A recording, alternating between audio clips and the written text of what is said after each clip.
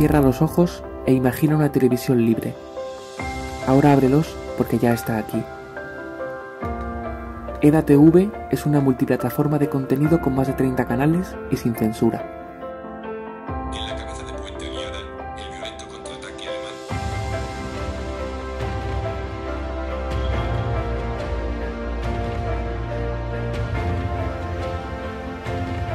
Mercados como herramienta de control propio.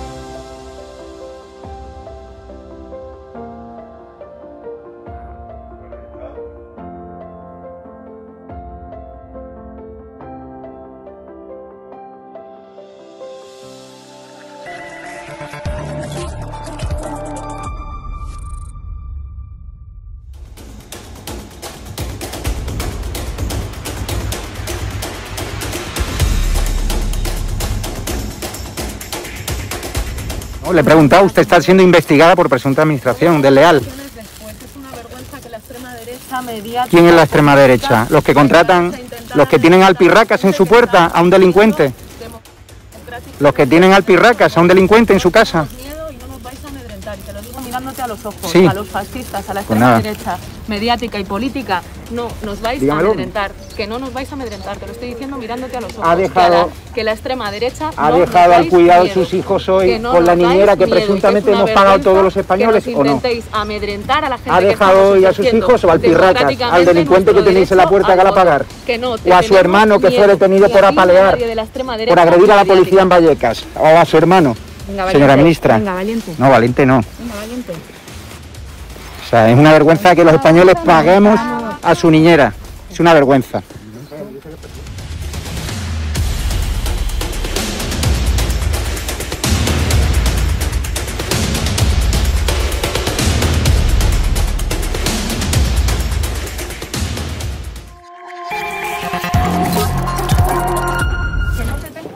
¿Pero miedo por qué? Pues tenemos miedo. ¿Pero miedo a quién? Muy buenas, espectadores de Estado de Alarma de EDATV, la televisión sin censura.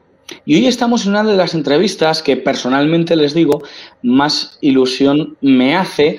No sé si es ilusión, pero sí que es verdad que es certeza al decirles que estamos ante uno de los autores que sin duda alguna más conoce nuestra querida España y por eso ha querido escribir sobre ella. Qué importante es conocer acerca de lo que hemos vivido para conocer hacia dónde vamos o dónde estamos, que es una de las grandes incógnitas que seguramente muchos de los políticos mandatarios de hoy no nos pueden responder. Y por eso estamos aquí, en una entrevista más cultural, una entrevista en la que vamos a hablar de literatura, de un libro en concreto, que es este que tengo en mis manos, que tengo el honor, España, Esencia y Origen, que tengo que decirles que a pesar de que pueda parecer muy grueso, en un fin de semana tuve la capacidad de poder leérmelo, de la riqueza cultural que tiene y de lo que se disfruta. El que ama España seguro que ama este libro. Y estamos con su autor, Guillermo Pérez Galicia, que ha tenido el gusto de estar con nosotros. Guillermo, muy buenas. Muy buenas tardes, Josué. Muchas gracias por esta entrevista. Nada, hombre, es un honor, de verdad. Y bueno, nos unen muchas cosas, pero sobre todo, como decía, ese amor a nuestra tierra, a nuestra España, que es sin lugar a dudas algo muy importante. ¿Qué ha supuesto para ti el escribir este libro a nivel personal? Te preguntaba qué ha sido lo más difícil y lo más bonito de poder escribir este bello libro. Pues lo más bonito es cuando por fin lo acabas y tienes esa oportunidad de poder ver a España entera en su conjunto, desde todos sus ángulos. ¿Cómo crece en ti el amor a España? Porque bueno, yo podía conocer lo que es España, parándome a veces en un punto, otras veces en otro, pero no tenía esa visión de conjunto que incluso no ya la que pueda darle a mis lectores, sino la que incluso me di a mí mismo al tener esa oportunidad de ver en todo su conjunto lo que es España. Porque España no es una abstracción, sino que es un ser concreto. Es un ser concreto. Es muy difícil en estos tiempos subjetivamente conocer España. Digo subjetivamente porque cada uno de los sujetos pensantes que nos rodean ahora mismo pues está siendo víctima de manipulación constante, de una lluvia de informaciones falsas, con libros de texto que no se actualizan y, en definitiva, pues dar a conocer a cualquier persona de a pie que no se ha parado a estudiar a fondo la cuestión es difícil porque le suena. Si yo a alguien le digo que el ADN español no ha cambiado en los últimos 2000 años, como no le dé pruebas, como las doy en mi libro, me va a tomar por loco. Si yo le digo que España nació en el año 589, también me va a tomar por loco, a no ser que le dé pruebas. Pero objetivamente está claro que es muy fácil conocer lo que es España. Basta empezar, bien sea por mi libro, bien sea por cualquier otro que te vaya introduciendo en la cuestión, irte a fuentes de primera mano y averiguar por ti mismo lo que es España. No cualquier persona que tenga un pensamiento libre, un pensamiento autónomo, un pensamiento y que no se deje llevar por filtros ideológicos, fácilmente puede llegar a conocer lo que es España. Para esas personas que son víctimas de la manipulación, ya les digo, es un libro ideal porque va desmontando de alguna manera, con datos muy concretos y muy objetivos, las ideas que defendías, que, claro, en primer lugar chocan de alguna manera, pero que sirven para derribar toda la manipulación. Que, por ejemplo, las personas que llevamos en el colegio muchísimos años escuchando una serie de mantras de que, bueno, pues España, lo haces en el libro, España nos roba, es uno de los apartados, o ese tipo de cosas, pues la verdad que llaman muchísimo la atención. Y quería preguntarte por qué el título del libro, como antes habíamos dicho, es España, esencia y origen. ¿Por qué es tan importante conocer la esencia y el origen de España? Es muy importante, por un lado, porque si no conoces algo no lo vas a poder defender bien. Si no conoces algo tampoco lo puedes amar. Nadie va a amar algo que no conoce. Las personas amamos lo que nos es singular. Nadie muere por la ecuación de segundo grado ni muere por la ley de la gravedad. La gente muere por lo que conoce de forma concreta, lo que le es cercano. Y mucha gente a día de hoy no comprende lo cercano que es nosotros mismos como españoles somos España y nuestros antepasados son España, y es un mar infinito en el cual nosotros somos gotas, cada una distinta de la otra, pero todos miembros de ese inmenso y bello océano que es nuestra nación, España. Claro. Hay muchas personas que, hablando del origen de España, concretamente, lo sitúan en diferentes épocas. Hay algunos que hablan del Estado liberal, ¿no? Cuando surge ese tipo de Estado-nación, pues es cuando surge la España que hoy conocemos. Otros hablan de los reyes católicos, con el casamiento de Isabel y Fernando. Pero en el libro se defiende muy bien la idea de que con los visigodos ya podemos hablar de España. ¿Es duro comprender y es difícil comprender el origen de España en esa época o realmente es lo que hay que defender? Efectivamente, como decía antes, objetivamente no es duro, es sencillo comprenderlo. Ahora bien, subjetivamente, como a veces se nos trata de colar falazmente la idea de que la nación es el Estado, de tal manera que un grupo de gente, si se pone a votar si su nación es, si su región es nación, su región se convierte en nación, o si uniendo varias naciones conseguimos una nación nueva, porque se convierten en un Estado, están profundamente equivocados, porque tienen una concepción del derecho ultrapirenaica y tribal, una concepción germánica y extranjera del derecho.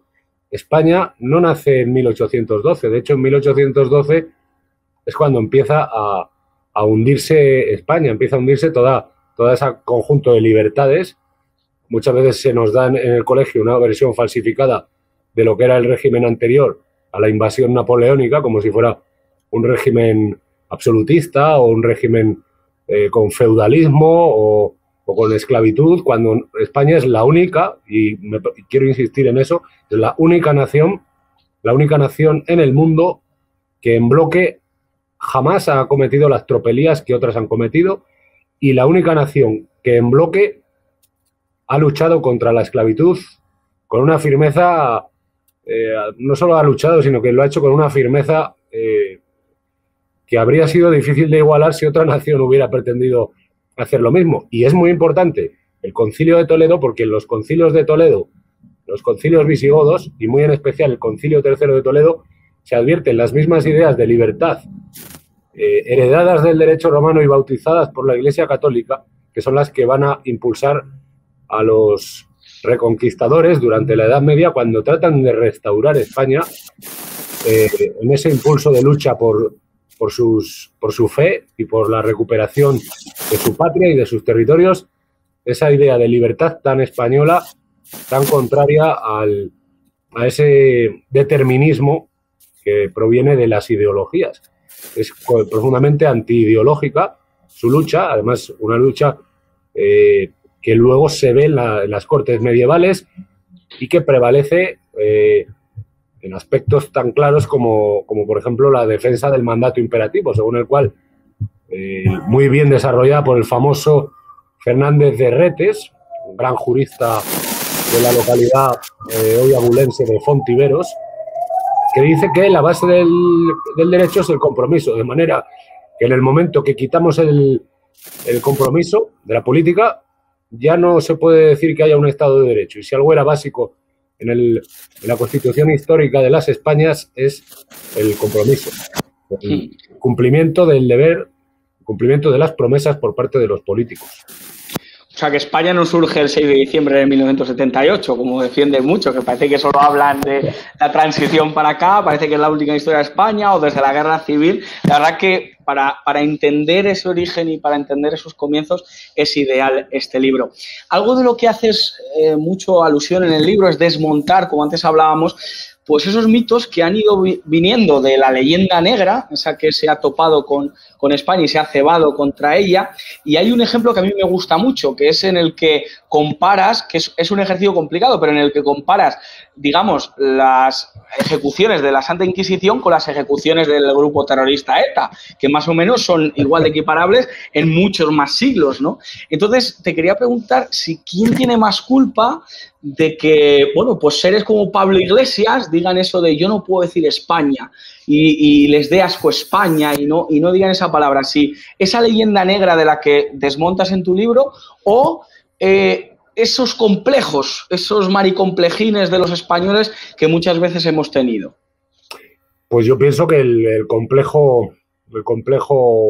autocomplejo español, nuestro propio complejo, ese que algunos han llamado el nacional masoquismo, de empezar a decir, no, porque es que ya desde la batalla de Rocroi tenemos las obras de Pérez Reverte, que es un completo, una completa autoflagelación constante, que en la batalla de Rocroi nos ganaron los franceses. ¿Y qué significa esa batalla en medio de una guerra que luego ganamos nosotros? Si después de esa batalla casi no nos hicimos con París, pues porque nos dio pena, simplificadamente. A Arturo Pérez Reverte le hubiera gustado que hubiera ganado Francia, él lo ha dicho en muchas ocasiones, y a Fernando Trueba y a muchos son de esta gente que dice que ojalá hubiera ganado Francia esa guerra. Sí, lo cual es lamentable, porque hubiera ganado Francia, habríamos tenido un absolutismo ya desde esa época, no el absolutismo que nos vino después, y el totalitarismo, se habría anticipado todas las graves desgracias para España. A lo mejor, probablemente ni siquiera existiríamos ahora mismo, con todos los males, que ha habido muchos males en tiempos no solo de los Borbones, también de los Austria, pero comparando a cualquiera, incluso al peor de aquellos gobernantes que tuvimos, con cualquiera de los gobernantes de otras naciones de la época, o comparándoles con cualquiera de los que ha habido después en España a partir del siglo XIX, son auténticos dioses en comparación. El grado de bienestar que había en esa época nos es desconocido en la actualidad, y ya has tenido tu ocasión de comprobar en mi libro con los múltiples datos que aporto, que no es cierto. Eso es que algunos se creen que el mayor bienestar que ha tenido España lo tiene ahora, como la famosa Cayetana Álvarez de Toledo, que decía que prácticamente que lo único que había hecho España en 500 años que fuera de calidad es la Constitución de 1978. Bueno, en mi libro también hago una comparativa de los frutos de la Constitución de 1978 frente a lo que había antes, a lo que ha habido durante siglos. Como digo, desde tiempos de los visigodos hay una evolución para bien, hasta que todo se trunca cuando empiezan a imponernos modelos extranjeros. A partir de la invasión de Napoleón, empieza a introducirse a traidores en los puestos de poder a través de los manejos de ciertas sectas y ciertos partidos intolerantes. Se imponen ideas extranjeras en España, se practica, pues incluso en el terreno económico, todas esas expropiaciones, mal llamadas desamortizaciones, que la gente cree que simplemente lo que hicieron fue quitarle privilegios a la Iglesia, quitarle al gordo cura del pueblo las tierras con las cuales engordaba mientras todos los demás estaban famélicos, cuando en realidad fue quitarle el patrimonio a toda la sociedad española, a todo el pueblo español, y prueba de ella es que mientras que Napoleón fue recibido a pedradas y a puñaladas, los 100.000 hijos de San Luis fueron aclamados por el pueblo y no hubo ni el menor levantamiento, porque venían a destruir ese sistema afrancesado que trataba de imponernos a gobernantes que hicieran uso de su poder como si nosotros fuéramos pues prácticamente como seres incapaces, que necesitamos a tutores que tomen las decisiones por nosotros. Sí, hoy en día hay esa idea que compartías antes, Guillermo, de somos la generación más preparada. Los lemas de esta campaña electoral en Madrid han sido libertad y vivimos en la época de mayor libertad, y es algo que tú desmontas. O sea, que muchas veces pensamos que cualquier tiempo pasado en España fue peor y qué horrible ha tenido que ser vivir en España durante toda la historia, pero eso es absolutamente desmontable, ¿verdad? En el libro lo haces con franqueza y sin temor a equivocarte. Efectivamente, y además, por ejemplo, la cuestión de la sanidad universal que tenía España en el siglo XVI, nadie la conoce. La gente le hablas de sanidad del siglo XVI y de nuevo te vuelve a tomar por loco. Lo que pasa es que sanidad pública universal que había no era una sanidad del Estado, de manera que cuando el Estado la quería recortar no podía. Y eso lo desmitifican además montón de los mejores especialistas que hay en historia de la medicina, te lo dicen. Y por eso yo he hecho referencia a ellos y a sus obras, para el que no se lo crea, vaya y siga ahondando. Es una de las cosas que, como habrás visto, hago constantemente. Doy la bibliografía para que el lector curioso, que le guste más un tema que otro, diga, mira, voy a seguir tirando del hilo por aquí. Claro. Hay también, antes hablábamos de aquellos antiespañoles dentro de la propia España que les da asco y que, bueno, que escucha la palabra España y le sale una especie de urticaria. Pero hay otro tipo de español que de una manera irracional ven la bandera de España, escuchan su himno, viajan por España y se sienten muy orgullosos. A veces desde un punto de vista irracional, pero el libro da muchas claves para hacerlo desde un punto de vista racional, con datos. Lo que pasa que la gran palabra esta nacionalismo o el chauvinismo, en el que algunos acusan a aquellos que nos sentimos orgullosos de ser españoles, te quería preguntar cómo sentirte orgulloso y pleno de decir soy español con todas las letras, sin caer en ese nacionalismo, en ese chauvinismo exacerbado en el que algunos pueden llegar a caer. Pues la respuesta es muy sencilla de esta pregunta que me haces, porque basta comprobar cuando uno estudia los nacionalismos y cuando uno estudia, en cambio, el patriotismo, la diferencia es esencial. Yo ahí cito la obra de José Miguel Gambra, La sociedad tradicional y sus enemigos, que nos explican muy bien la diferencia entre la virtud de la piedad. La virtud de la piedad es algo superior a la virtud de la justicia, porque justicia es dar a cada uno lo que es debido. Entonces, si yo te hago a ti un favor, pues es justo que luego tú, cuando yo te pida un favor, tú también me lo hagas a mí. Sin embargo, lo que le debemos a nuestros padres, a nuestros antepasados, en suma, lo que le debemos a nuestra patria, es tan grande que no se lo podemos devolver en justicia. Es un sentimiento de piedad, mejor que un sentimiento, es una virtud de piedad. Mientras que el nacionalismo es una cosa de un querer y no poder, de querer inventarte una nación de la nada. Se queda además en el puro simbolismo, en querer aplastar al resto de naciones, Hay además una serie de rasgos que los analizo ahí. Si te acuerdas, el capítulo 8, que es de los mitos del nacionalismo, paso de estudiar en el capítulo 7 lo que es una nación, distinguirla del nacionalismo, que es un falso patriotismo, a luego en el capítulo 8 ir poniendo ejemplos de la mayor parte de los nacionalismos, o por lo menos de los más importantes o más bollantes en la actualidad, con todos sus mitos. Y en el fondo, pues en todos ellos se ve que hay un patrón que se repite, que pareciera que es o el mismo vicio humano que aparece en todos ellos, un vicio, digamos, de un egoísmo, un narcisismo colectivo, o bien que alguien los hubiera diseñado de laboratorio, porque todos comparten rasgos de tener a movimientos terroristas detrás o movimientos de mafia, pretender reescribir la historia, crear banderas de fantasía, crear incluso patrones y santos y fiestas que se sacan de la manga y sin ninguna base histórica. Incluso llegamos a gente que ha acabado siendo encarcelada por falsificar restos arqueológicos de cara a querer imponer sus absurdas teorías o inventarse un idioma de laboratorio destruyendo el idioma previo, que ojo, yo no voy a atacar el idioma de ninguna región, ni tampoco de ninguna nación como tal, pero sí voy a criticar ese como decías, chauvinismo de cuando alguien pretende identificar aspectos étnicos o aspectos lingüísticos o geográficos o raciales o del tipo que sea con lo que es una nación, porque eso ya no es una nación, eso ya no es un conjunto grande de muchas familias unidas por ayuda mutua y asociación espontánea y por derecho natural, sino que es gente que sentimentalmente se deja llevar por unas ideas, es manipulada y crean su mitología. Son como una especie de religión, llega a ser como una especie de religión intolerante que pretende perseguir al que no es como ellos, y si no opinas como ellos o si no eres de su territorio, te aplican una etiqueta que cada nacionalismo tiene la suya para aplicarla al que no es de su tierra o al que siendo de su tierra no está de acuerdo con crear una nación inventada.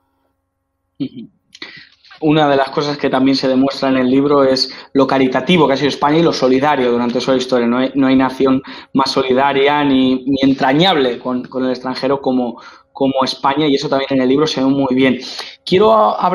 Estaría hablando un montón de tiempo, pero por concretar, de cómo cargas en el libro contra el movimiento Black Lives Matter, con un movimiento antiespañol que está muy de moda, los BLMs, y quería preguntarte cuál es el movimiento más antiespañol que crees que hay hoy en día y que más daño le está haciendo a España. El movimiento más antiespañol, pues es una pregunta, esta pregunta sí es más difícil de responder porque habría que verlo desde distintos aspectos. Desde un aspecto general, yo creo que el mayor enemigo que tiene España es el mayor enemigo que puede tener cualquier nación, que es el globalismo. Ese es el mayor enemigo que hay. No es ni un Marruecos que pretenda invadirnos y que nos vaya silenciosamente introduciendo aquí gente que no respeta nuestra cultura y quiere imponernos la suya. No lo son tampoco los pobres manipulados de algunas regiones que son las menos históricas de todas, creyendo que son naciones y queriendo romper el mapa nacional. No lo son tampoco todos estos personajes que creen que por ir vestidos con andrajos y harapos son más luchadores contra el sistema que quienes tratan de vestirse con un poco de normalidad, sino más bien el globalismo, y el globalismo muy concretamente encarnado en grandes mafias internacionales financieras que tratan de imponernos agendas que nadie tiene derecho a imponerle ni a una nación ni a nadie, porque cada uno tiene el derecho a imponerse su propia agenda a sí mismo. Es muy, muy interesante, ¿no? Personajes como George Soros y ese tipo de gente, el daño que está haciendo a España poco a poco, pero que ya es latente, ¿no? Con esta crisis del COVID y toda esta situación que hemos vivido. ¿A qué personaje de la historia de España te gustaría traer aquí a poner un poco de orden o a mejorar las cosas? Esta pregunta también es muy difícil porque tenemos una tal cantidad de grandes genios y héroes en nuestra historia tan desconocidos. Por eso yo los trato de mencionar el mayor número de ellos que puedo en mi libro para que la gente escoja el que más le guste y se lo ponga ahí en la pared de su habitación en un cuadro enmarcado. Pero si tuviera que elegir, tendría que sería muy difícil y de nuevo me llevaría a otra nueva elección. Tendría que quedarme o con Fernando o con Isabel la Católica, y yo creo que cualquiera de los dos sería más que suficiente para sacar a España de estas arenas movedizas en que se encuentra en la actualidad. Porque algo tiene que tener un político, es valor y lealtad a su pueblo. El valor para enfrentarse a quienes quieren dañar a su pueblo, porque la función del gobernante es esa. Está para proteger a su pueblo de amenazas extranjeras. Amenazas tanto para el bienestar de su gente, para el bienestar del pueblo, para el bienestar social y económico, como para la propia integridad de nuestros territorios. Esa es la función del gobernante y todas las demás son poco sustanciales. Tiene que defender todo aquello que es bueno para su sociedad. Y cuando digo todo, lo digo en todos los sentidos. Lo digo en el sentido espiritual y en el sentido material, y en el cultural y en todos los demás. No ya solo aspectos sanitarios, como porque hay el presidente de una comunidad autónoma estaba un día hablando de como si la salud fuera el único bien importante que hay y todo lo demás no importara nada. ¿A Isabel la nombrarán santa algún día? A la reina Isabel. Yo estoy absolutamente seguro de que acabará siendo canonizada, porque hay un montón de santos que no habrían existido si no es gracias a la labor de Isabel. Una labor de una mujer que murió en olor de santidad y que demostró en toda su vida una actitud ejemplar. Fue una mujer que ni traicionó a su pueblo ni jamás lo habría traicionado, y por eso en esta época sería la mujer idónea en que estamos rodeados de traidores que se ríen del honor. Qué interesante.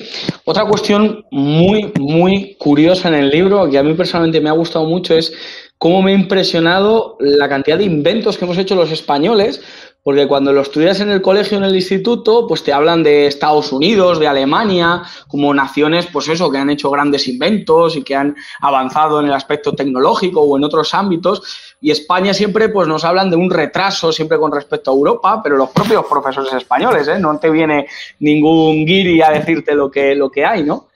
Y entonces quería preguntarte, ¿cuál es de los inventos que hablas en el libro que más te impresiona? De los que hablo en el libro, yo creo que el más impresionante es el que nos ha llevado gracias al cual podemos estar ahora aquí hablando, que fue la creación del lenguaje binario por Juan Caramuel, un gran sabio de su época que no tiene nada que envidiarle a Leonardo da Vinci, vamos. Si te acuerdas seguramente es uno de los personajes que te haya llamado la atención, hijo de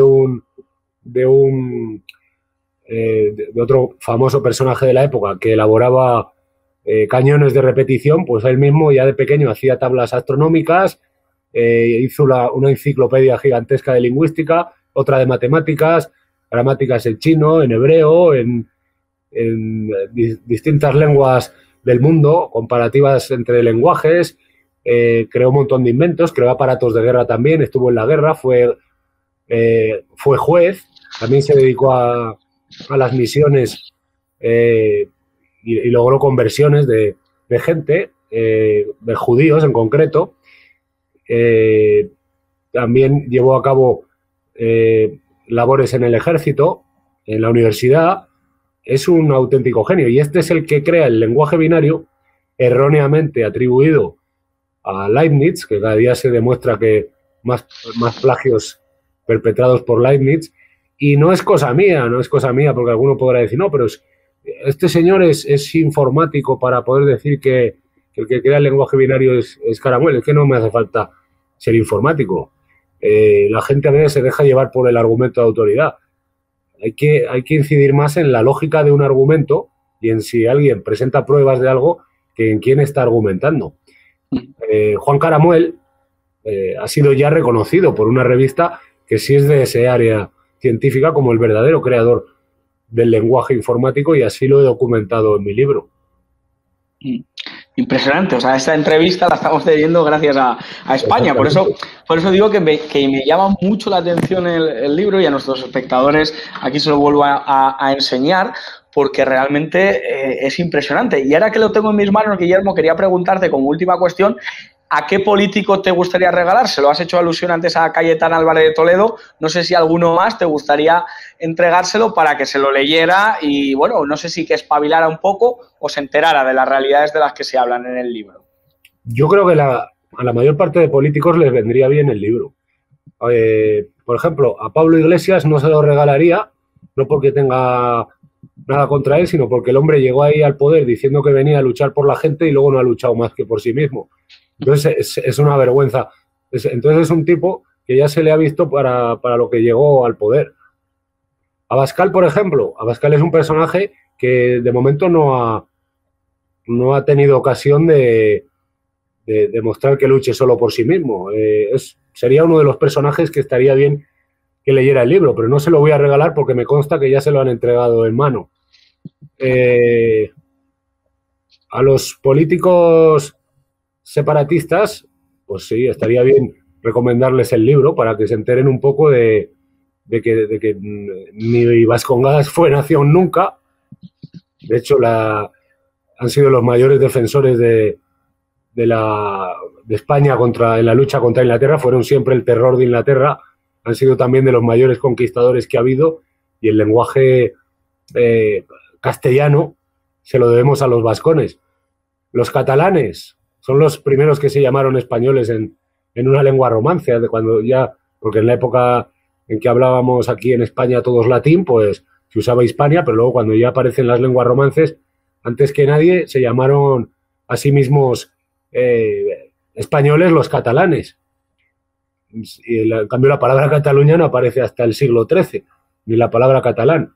Entonces cualquiera de esos dirigentes estaría bien que lo leyera, porque así, si es honrado, pues va a retractarse de todos sus errores y va a decir, miren ustedes, he estado equivocado durante muchos años y así con esto voy a darles a todos mis seguidores ejemplo para que disuelvan este partido que no tiene ningún sentido que exista porque no defendemos más que mentiras. Y lo mismo para muchos otros, aquellos andalucistas que creen que esos territorios tienen algo de árabe, pues lo mismo, también le vendría muy bien a cualquiera de estos. O, lo siento, pero ya al presidente del gobierno no se lo regalaría, porque ese hombre no me parece que en su actitud para con el pueblo español esté siendo buena en absoluto, ni mucho menos ejemplar. Entonces ese hombre, aunque se lo leyera, seguiría haciendo lo mismo que lo que está haciendo con el pueblo español. Probablemente incluso sería mucho más agresivo en su afán por poner impuestos, en su afán por despreciar a todos los que están por debajo de él.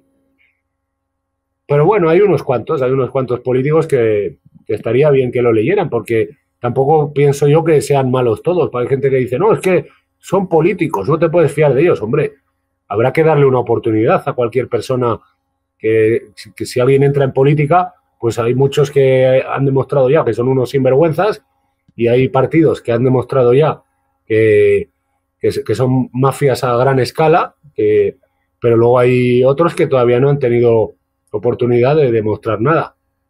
Claro, el tiempo lo dirá. Pues Guillermo, muchísimas gracias por esta entrevista. Ha sido un honor escuchar a una persona tan culta y hemos aprendido en este pequeño tiempo pues muchas de las cosas que a lo mejor muchas de las personas pues no pensaban. Pero ¿qué puede hacer una persona para conseguir este libro, para comprárselo y tenerlo en sus manos? Y ya te despedimos con esa cuestión. Pues lo pueden adquirir de varias maneras. Una de las formas es, pues como en cualquier otro libro, ir a la librería y pedirlo.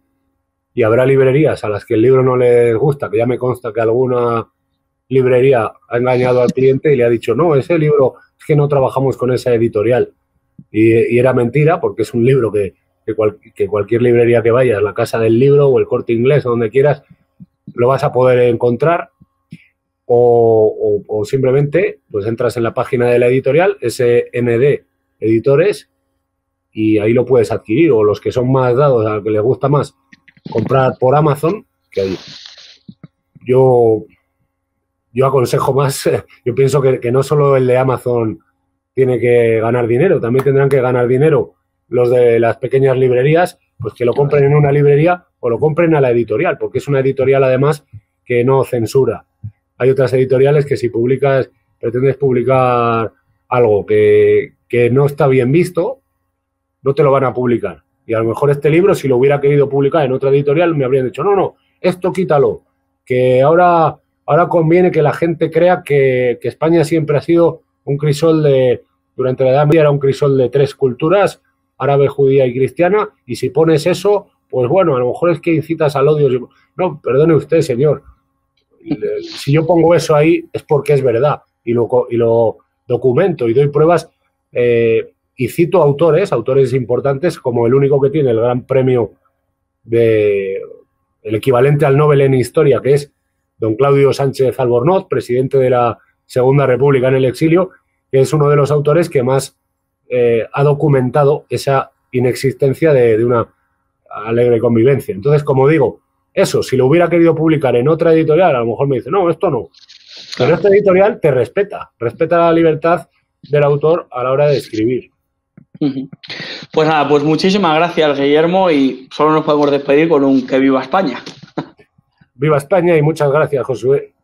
Gracias a ti. Pues a los espectadores les dejamos con el resto de programación, que no se lo cuenten porque ya se lo contamos nosotros. Que Dios les bendiga y síganos. EDATV, regístrense. Muchísimas gracias. Cierra los ojos e imagina una televisión libre. Ahora ábrelos porque ya está aquí. EDATV es una multiplataforma de contenido con más de 30 canales y sin censura.